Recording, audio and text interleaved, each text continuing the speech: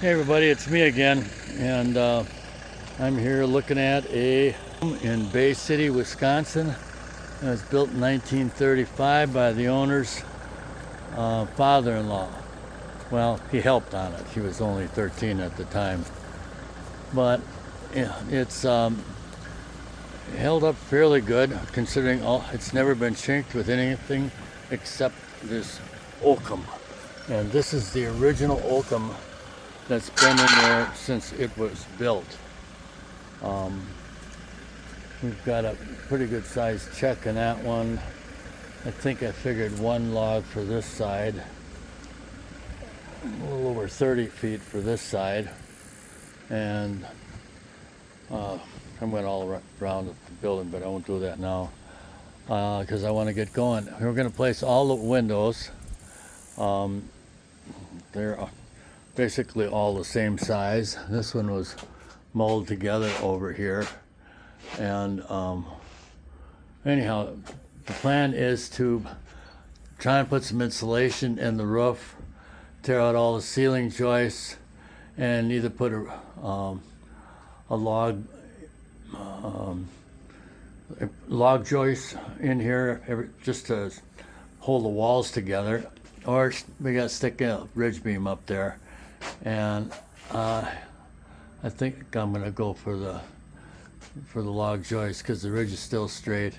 This wall was sagging pretty bad, so they slapped an LVL in there, and the bottom of that LVL is at 80 inches standard door height, and this guy's about 6'4", 6'5", so he's actually talking about having us raise the entire building and put a new pour a floor or build a floor inside here to get some extra headroom. It's got a new roof on it, so if any insulation gets done, it'll be foam insulation in on the inside here. Over here there's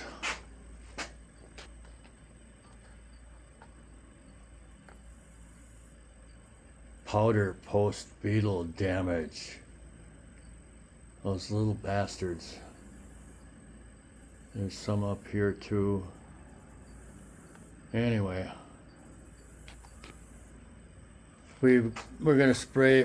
We're gonna pressure wash the whole thing. Then we're gonna do boron preservative.